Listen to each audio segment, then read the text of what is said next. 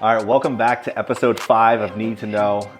Today's guest, I'm excited for. This is a big guest. This is a 17-year NFL vet, 11-time Pro Bowler, number 2 all-time in receiving yards, and new inductee into the College Football Hall of Fame, Larry Fitzgerald. Larry, thanks for being here, man. More importantly, though, Ryan, I'm a huge Culinary fan. He's a huge Culinary fan. So I've seen some pictures of you online wearing a chef coat and everything. Yeah, so that was just for photos. No. Hey, I believe I'm terrible it. in the kitchen. No, but I love to eat, and I'm excited to be here in your kitchen today. Well, hey, I'm excited to have you. Thanks for being here. Exciting week for you. Back in Pittsburgh. What's it feel like to be back? Well, it's always great. Every time I'm riding around here, you live, is this considered Oakland? I think this is like Bloomfield / Oakland. Yeah, it's pretty much Oakland. It feels close enough. And, yeah. So like being back here and going across the bridges and seeing the bad parking jobs, some of my friends, it feels great to be back. Feels in like the home city. a little bit, right? It does. Yeah, no, that's amazing. I mean, it's, as I was preparing for just this conversation today and like looking up your stats and everything, like you are, not to like blow smoke at you, but you are like an all-time great. So I'm really interested. You went to Pittsburgh. Mm-hmm. What was that like for you coming out of high school? Like, was Pitt top choice for you? Like, how'd that go? I was going to go to IUP with you. Yeah, but I was thinking about it. But then I decided, I wanted to play. Well, Pitt worked out. Pitt worked out. No, I really, it came down to Notre Dame, Ohio State, and Pittsburgh. And I just felt the connection, with the staff, with the city, with the university. And sure. It was like a pretty easy selection. And I got here, in a crazy way. I was actually going to visit Penn State. Okay. And there was a storm on the turnpike, and so Joe Paterno actually reached out to my coach. Hey, can we move the visit back a day? Yeah. So we were here in Pittsburgh with nothing to do, and so my coach. Is that right? Yeah, my coach was like, hey, we might as well go see the university, like Dan Marino and Tony Dorsett, and Bill Fralick and Russ Grimm and Curtis. Just started naming off all these great players that went here. And we were like, okay, that's cool. And so we went to go visit, and actually the new facility wasn't done on the south side yet. Yeah. So we actually went to Sutherland Hall. The coaches were all kind of set up in these offices at the bottom of the Sutherland Hall. Yeah. And like we just hit it off. And on our way driving back from Happy Valley, coaches called and offered me a scholarship. They watched some tape and stuff. Yeah. And so I was really excited, and it was built along. Sometimes storms aren't so bad. Yeah, sometimes. That's amazing. Yeah. So what was? Do you have any special memories from your time at Pitt? You were here for 2 years, right? Mm-hmm, mm-hmm. What was like a standout moment for you from your time here? I mean, you again, we're putting up crazy numbers in that time. And obviously we're like a very high draft pick. Mm-hmm. So do you have any crazy memories from that time? Yeah, right. Honestly, I mean, the ball was amazing, don't get me wrong, but it's the relationships that I was able to forge here. Sure. And still I come back and I'm able to see people that had a meaningful impact in my life from 18 to 20 years old. And, some of my closest friends from a lifetime are here. Their families live here. For instance, like the Palcos and, Lusaka Polite and so many other my teammates that I really have great relationships with. Yogi Roth, who's doing an amazing job still. And I can name so many others, but those relationships are the ones that I look back on, and I'm very thankful and blessed to be able to have them. All right, so I got to ask, you're the first NFL player we've had on the podcast. Mm-hmm. What the hell is it like getting drafted? That's got to be the coolest thing ever. It was great. It's something that you really always... that's every kid's dream in the backyard playing football. It's like, I'm going to get drafted. But what's funny is before I got drafted, I had a lot of relationships with guys who are in the league, and they were like, you got one day to celebrate. You look interesting. You look forward to having this opportunity. It's like opening your own restaurant, right? Yep. It's a dream to open your own restaurant. But then the next day, the work starts. you got to start making sure all of your clients and customers are happy when they come in. So I realized that I had a day to celebrate, and when I got on that plane the following day to go to my introductory press conference, and it was a sombering time actually when I got to Arizona, because the day before Pat Tillman had lost his life as a Ranger, and so him being the most decorated Arizona Cardinal, I'm walking into this place, and I understand the expectation is really high. I feel like that kind of speaks to your career too, because I feel like everybody has seen it. You have been that type of wide receiver where you're not there to celebrate. Like you were there to work and to do a job and become one of the greats, which you did. And like, there's so many clips of you catch a touchdown, you just run over, give it to the ref. Like, you're not like going crazy. Like, you're there to not celebrate in the moment and just to win games. And let me ask you, when you cook a cook-ass meal at your restaurants over the years, are you high-fiving and chest bumping in the back? No, not at all. It's your job. Put the next dish out. It's my job, and like you wouldn't be as great if your sous chef wasn't as good. Your pastry chef wasn't. Everybody has to contribute to make it go, and I realized that. My left tackle doesn't block. Sure. If my fellow receivers don't run clearing routes for me to get open, like none of it's happening. So I never was big on the celebration. I mean, I was happy, just as happy as anybody else when you achieve it. But I also realized that it's a lot of things that contribute to the success of one person. That's incredible. Quick pause on that. I want to tell you what I'm cooking for you today. So for each dish that I do for the guest, I try to draw some sort of inspiration from them in some way. Yeah. And I heard that growing up, your mom made pasta fra diavolo quite a bit. Yeah. So I want to do kind of my version on that. Okay. Just to kind of, do a little homage to that. Yeah. Kind of put a twist on it. It obviously won't be as good as mom's, but I love it. I mean, my mom was from New Orleans. Yeah. And really like to incorporate seafood, shrimp and andouille sausage and crawfish and things of that nature. Sure. And use a little bit of red sauce, had a little bit of kick to it. Of course. And she used to make the garlic bread, put the cheese on it. It used to hit, man. It was like one of those meals. Like if we did really good in school, or you knew you were eating. We were in for a treat. We would get it probably like twice a month. And it was perfect. Yeah, but we were a big crock pot family too. Oh man, so who wasn't? So in the morning we'd be cutting up the onions and the bell peppers and everything and throw them in. And then when you come home after practice, you walk in the house and it just has that smell. That's permeating through the whole home. Like that was dope. We used to love that. That's the best. Well, we're gonna give it a run today. So I got some shrimp going here. What was your relationship with food during your career? I feel like, all the athletes I've talked to, food is obviously a really big part of the game. Like you have to fuel your body the right way. So what'd that look like for you? You know what? I tried to eat well. I had I had a chef throughout my entire career, Chef Jelani Port. Shout out to my boy in Arizona. Okay. He was great. Took care of me and the family for years, and I always had a great appreciation for chefs. My grandmother and grandfather owned a restaurant in Chicago. At the height, they had 4. Called Fitzgerald Barbecue. Okay. And so I remember, as a child in the summertime going to Chicago for the Taste of Chicago. It was this huge culinary festival where you can kind of go and taste all of these different cuisines from around the city. And so I remember like cutting firewood for the big pits and collecting tickets and, just being a part of that with our family. So it brought back like so many wonderful memories, sitting down and watching grandma make the succotash and all these amazing dishes. Some of my most memorable moments are some of those family times, just amazing. Sitting around in the kitchen with grandma asking me questions as she's making her pound cakes and, just throwing down in the kitchen. That's the best. So kind of getting back to football a little bit, you get drafted by the Cardinals. You play your whole career for the Cardinals, which I feel like is, especially nowadays, it's so rare. Yeah. One, to have, 17-year career, right? Mm-hmm. That's crazy. Yeah. That's a long time to do anything, let alone something as intense as football, and to do it at such a high level. But to do it for the same team is amazing. What was it that drew you to stay with Arizona? I mean, I'm sure you had options throughout your career, with free agency and things. What was it about Arizona that drew you in? It was a few things. Well, the community treated me really well. Yeah. First of all, I felt a part of it, and so, when you're 20 years old, your priorities and the things that are important to you are across the gamut, right? Yep. But, from every experience that I had from, raising my children there to my church family to the philanthropy part, everybody always kind of really invested in me. And when I started my foundation, people supported me. And so I always really realized like it was much bigger than just the football aspect. Sure. Football was just one small portion of it. It was much bigger than that. And I'm a 40-year guy outlook. I don't look so much at today or tomorrow. I look at like the future. And this is the city that I wanted to invest in and I wanted to be in the rest of my life. Yeah. And I have relationships with organizations, in the nonprofit world that I've had for 20 plus years. Yep.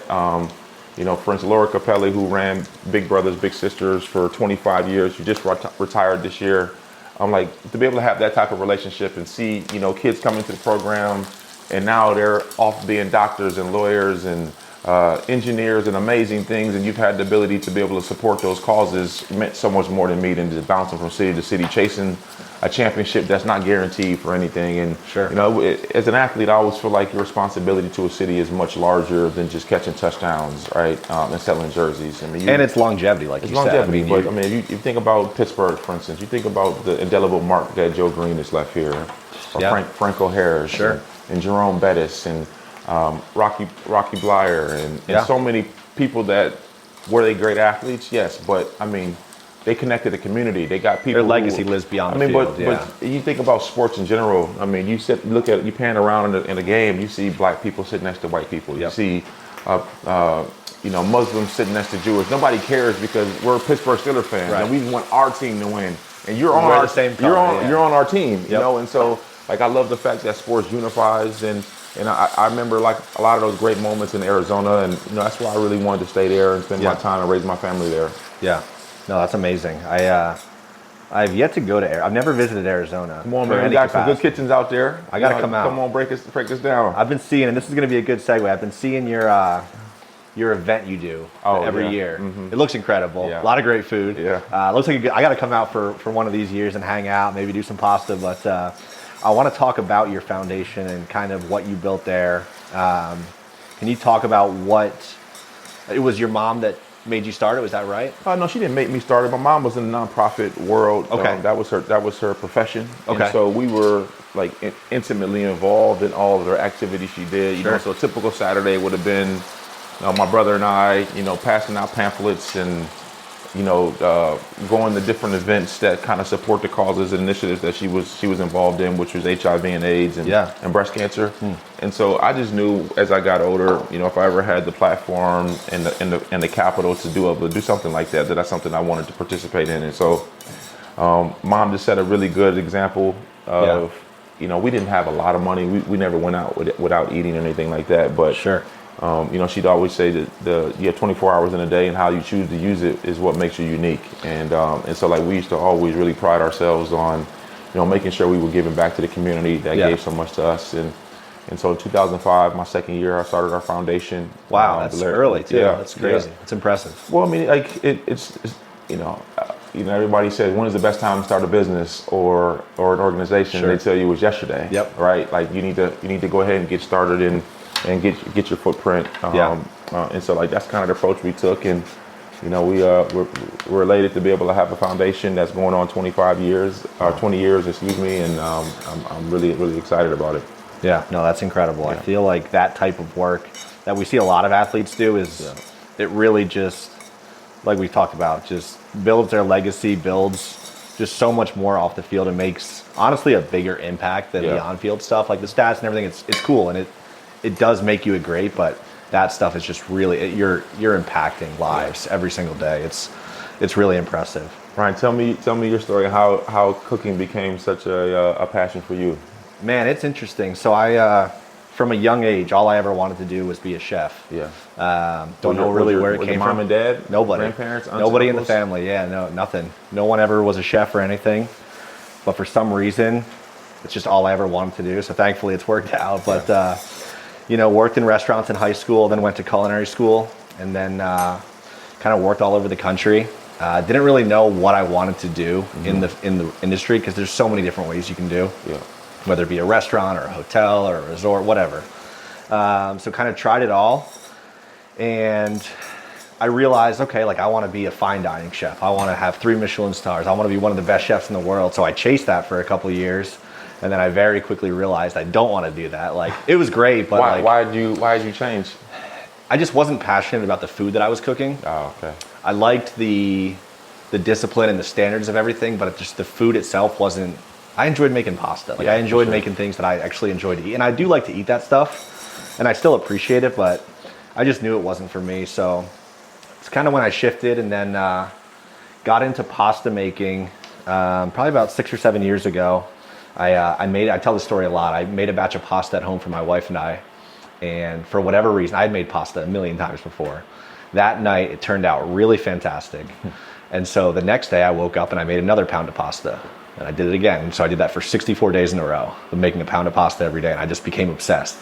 And I was like, finally, like I found my thing. How much weight did you put on during that 64 days? Man, I'm still trying to work it off. So that's kind of when I shifted my career towards working in Italian restaurants. And then fast forward to now, basically kind of right before the pandemic, started posting some videos online and got some really fast traction, built up a following. And then back in 2021, took the leap and left restaurants full time just to do social media and make content and stuff. And Love it. It allows me now to honestly make a bigger impact than just feeding like a couple hundred people a night in a restaurant versus now I'm still doing what I love. Yeah. I get to do really cool experiences, do the podcast, travel. But now I'm, reaching millions of people every day, and really just sharing what I love to do, inspiring the youth to make pasta, inspiring, anyone to make pasta. Which is really, really special for me. Never, thought my career would have gone this way. Thought I was just going to be working in restaurants until, I'm 50, 60, 70 years old. But I couldn't be more grateful just because food is everything to me. And to be able to share it with millions of people. And it's just like, there's nothing like, and that's why I like the podcast now, is because that was one thing I missed leaving restaurants, was being able to feed people. Because any chef or cook, like, I think that's why everyone really gets into it. I agree. Like, to be able to, like, and a lot of the restaurants I used to work in were open kitchens, where like I would plate a plate of pasta or any dish, whatever it was. The server takes it out, and then I could watch the guest take that first bite. And like, sometimes it wasn't great, but like most times, like it was a great reaction. Like that feeling, like, man, it is the best feeling ever to know that, like, man, like, one, I'm feeding someone, I'm nourishing someone, but like I'm also creating an experience and a memory. And like, a lot of time people are out celebrating birthdays or anniversaries, and like you become a part of that is really special. So I miss that. So now with the podcast, like I'm able to kind of get a little bit of that back, kind of, obviously drawing inspiration from the guests with the dish, but also kind of put my spin on it and, hopefully kind of, draw those reactions out of people. So it's been fun, it's been a lot of fun. So it's your wife's birthday. Yeah. Like, what is your go-to meal for her? What does she love that you cook? So I just made it the other night. So I cook obviously still a good bit at home, but I very rarely actually make fresh pasta just for the sole purpose of eating. Like I'm usually making it for a video or something, and there's extra left over. But the other night I made a batch of pasta, and I made a fresh I made a really good bolognese meat sauce. And so what kind of meat do you use? You use all beef? Or so for that I use all beef. All beef. Okay. But like I let it cook for like 4 or 5 hours. Like really did it the right way. Not that I don't ever do it the right way, but like this one I just really took time on, and it felt good because I was like, I knew I was making it just to eat. Like I wasn't worrying about filming it or anything. I was like, this is just for me and my wife, and that is like. She took one bite of it. She's like, man, you got to do this more often, and it's stuff like that, both her and I, we're both very simple when it comes to food. Like I don't eat anything crazy extravagant. I mean, if it was up to her, I'd be cooking her that every single night, but time is tough. But so let me get this pasta going here.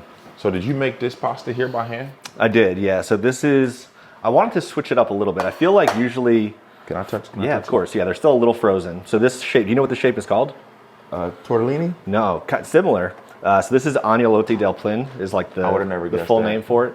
So it's a filled pasta. It honestly just like looks a lot fancier than it is. What is it filled with?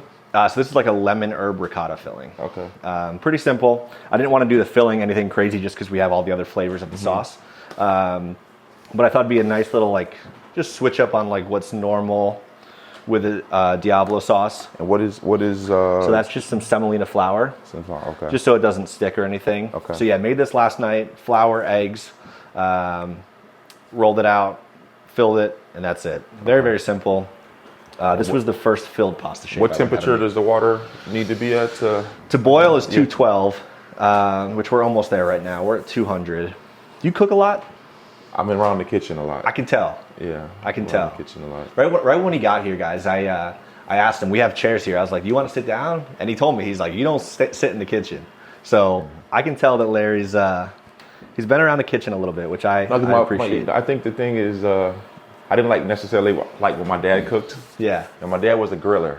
So he takes two racks of ribs outside and 1.5 come back in. You know what I mean? Yeah. He in there tasting it. Yeah. So you had to watch my dad in the kitchen. You had to watch Pops in the kitchen. You know, make sure he wasn't eating all the food. That's amazing. So we used to sit there and talk to him about school and other things when he was doing this thing. My dad made a mean smothered pork chop, man. Yeah. A mean one. So that was his thing. He used to put the pork chop in the plastic bag with the flour and shake that thing up and drop it in there. I don't know what it is with dads and grills, man. Like dads just love grills. Yeah, they love it. You know, I have a 4-year-old, or he's about to turn 4, and but I haven't hit the grilling stage yet. I feel like it's coming soon, but I don't know. It doesn't do it for me yet. But I know it's coming. I just remember he had a towel on his shoulder because he'd be sweating, the sweating on there. And then have the 70s music on. My mom and him would be out there stepping and stuff. You know, as they cooking, it was great memories. Oh, that's the best. That's the best. We got to the temperature. We had 212. We're almost there. We're getting there. You just put them in one at a time? Nah, we'll just dump them all in. They'll be good. I froze them, so they hold up pretty well. If they weren't frozen, I'd probably be a little bit more careful. But so the flour's good in there too? I won't throw all that in there. Just a little bit of it. A little bit of the flour will help make the water starchy, so we can use that for the sauce. But we'll throw just a little bit in there. Back when you were playing in the league, where was your favorite away venue to play at?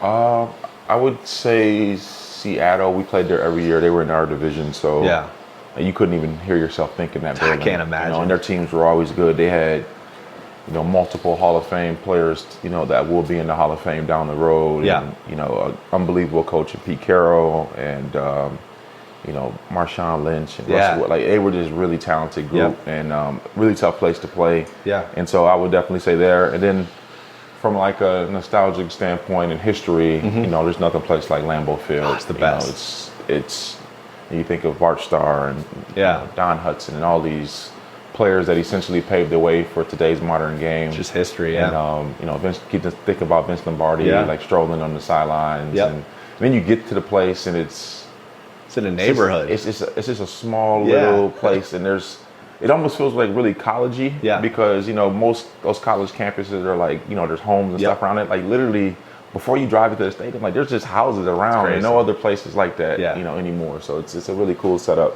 Yeah, that's amazing. What do you think about the league nowadays? I love it. I Yeah. I love everything about it. I think most I appreciated about it is the National Football knew that they need to make some changes to make it a little bit safer. So with the kickoff rules and not being able to allow guys to get hit above the helmet. And, so it will extend players' careers and which is what you want. So the game is definitely a lot safer. It had to be done. It had to be for the sustainability. And the players are getting so much bigger and stronger and more physical. And there's more games and I think as a fan, you want to see the best players play for as long as you can. Obviously, there's just physicality involved in the game, but if your favorite player, if you're in Pittsburgh and it happens to be Russell, you want to see him on the field. You don't want to see him on the sideline. So I think the necessary changes are being made, and I think players are also more conscientious of their opponents too. Interesting. I got to ask, as a Steelers fan, what do you think of the Steelers this year? I think they're rolling. I'm excited. I've always been, kind of a Steelers fan from a distance ever since coming here. Went to a lot of games when I was playing, and have a lot of great friends that are, former Steelers. Me and Ben Roethlisberger came in together, and Jerome Bettis is, one of my favorite people in history. Hines Ward and James Harrison and Larry Foote. I mean, I can go on down the line of the players that I've had great relationships with over the years, and so. I think they're really good, and Mike Tomlin, he doesn't get the credit he deserves. I mean, to be able to have the consistency, to be able to lead men in the way he's able to do it is really impressive. Yeah, it is. It really is impressive. I think that's the best way to speak about him. All right, we're gonna get this pasta in here. Now this will cook pretty fast since I guess it's frozen, but it was fresh pasta. Rolled it pretty thin, so it should cook in about 45 seconds or so. Right, let me see your hands, man. Let me see. Do you have any fingerprints left?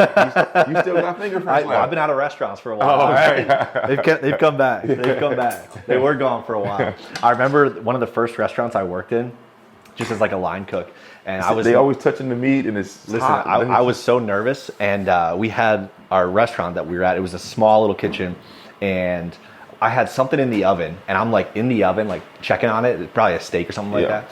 And the chef, this was probably my first week there, the chef like walks behind me and he's like, behind you. And I was like scared, so I didn't know what to do. So I just grabbed the pan with my hands. And like, I just remember like, I was crying on the inside, man. I was like, what do I do? But I couldn't drop it either. Yeah. If I dropped the steak, then then what do I do? So you build up a tolerance to that kind of stuff. How do you know when they're ready? These ones will float. I'll also check them just because they are frozen. Like I'll just feel them to make sure. But then we'll also finish them off in the sauce. But they really, like I said, the pasta is rolled so thin that it cooks pretty fast. So are you in Pittsburgh just for the week? I'm here for 2 days. Okay, cool. I'm here for 2 days. Yeah. So you'll be at the game tonight, obviously. Yeah, be at the game. The number one's getting retired? No, actually, they retired my number a few years ago. Okay. This is probably. But tonight's the induction into the College Football Hall of Fame. Incredible. Yeah. So last year I was able to come back I was inducted to the Pittsburgh Sports Hall of Fame. Okay. I think it was the fourth class last year. Fifth class. Okay. Fifth class last year. Wow. And so it was really, really cool to be able to come back and be honored amongst some of the greatest student athletes to ever come to the university. Yeah. I mean, the honor is crazy, but obviously very well deserved. All right, we're gonna get this going here. So this is live. We can't edit this out. So you just pull them out and then put them in. We're gonna put them right in there. You gonna pop them in there for me? Now look, Larry, don't judge me. You can see a couple of those broke. I'm gonna blame you on that. No. It wasn't me. I promise. No, in life we got to take accountability. I like that. All right, that's me. It was all me. Toss them in there. Toss these shrimp back in there. Oh yeah, what is that? I'm gonna get that out of here. You said even great players drop passes. You know what I mean? That's right. Even great chefs break pasta. I'm still a rookie. Honestly, that's how I feel though, is I don't think that pasta should be perfect. Pasta is one of those foods that, especially with handmade stuff like this, like it's not perfect. Things are only perfect on IG, man, you know? That's right. Nothing's perfect. This smells so good. All right, cool. Man, I appreciate the assist. All right, we're gonna get this going here. Let me give it a taste, make sure it's not terrible.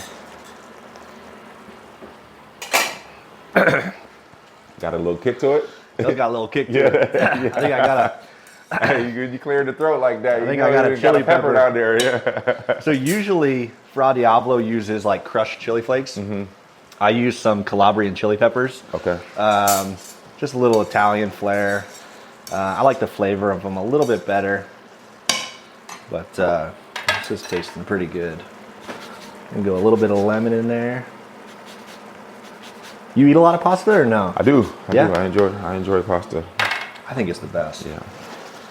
I used to go to a restaurant here. My buddy used to have a restaurant, Chef Stefano. Okay. He has a restaurant here we used to go to all the time. That's cool. He would make all the dishes and we never could finish it. Yeah. I feel like that's the sign of a good meal, you know? Give this another second. Get this plated up for you. Give it a try. What are the So that's a little. I made those last night. That's just like some olive oil, oregano, breadcrumbs. Okay. I feel like this dish needed a little bit of texture on top. Okay. So we'll sprinkle some of that on top. Let's get this plated up for you.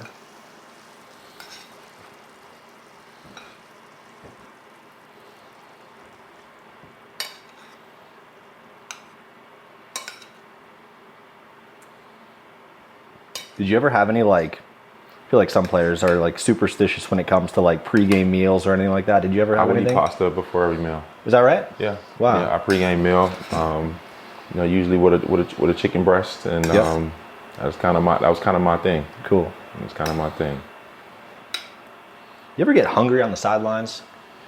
No, because at halftime you would go in and you get like a peanut butter and jelly sandwich or like a Nutri-Grain bar. There was never any shortage of things to eat. So they'd have something for you. Always bananas. I would have a banana and usually a a PB&J with no crust. No crust. Yeah, they would cut the crust off for us. You know, us spoiled, pampered athletes. Hey, you got to take care of Yeah. it, you know? Okay. Get that on there like that. Then we're gonna hit it with a little bit of these breadcrumbs.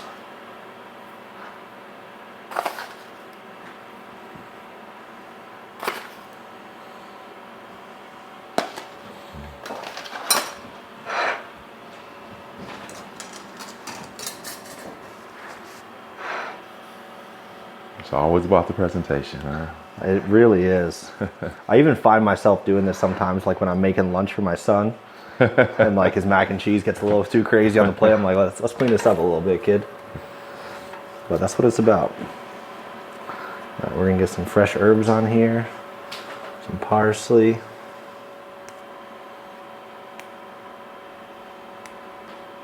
A little bit more lemon.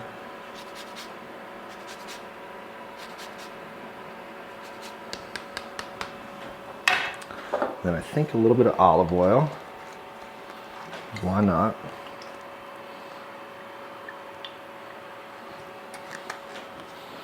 All right, and that is your dish, pasta fra diavolo with some fresh agnolotti. Time for you to give it a try. I'm ready. Time for the taste test. Tell every guest, be honest with me. I can take critiques. Okay. I tasted the sauce, though. It's pretty good. It's got a little kick to it. All right. I think the breadcrumbs are a nice touch. I try to, every time I do a dish for the episodes, I try to think about it like back when I was a chef. Like, is it hitting every note? Does it have texture? Does it have color? Does it have balance? Okay. So we'll see. Let me know what you think. No pressure.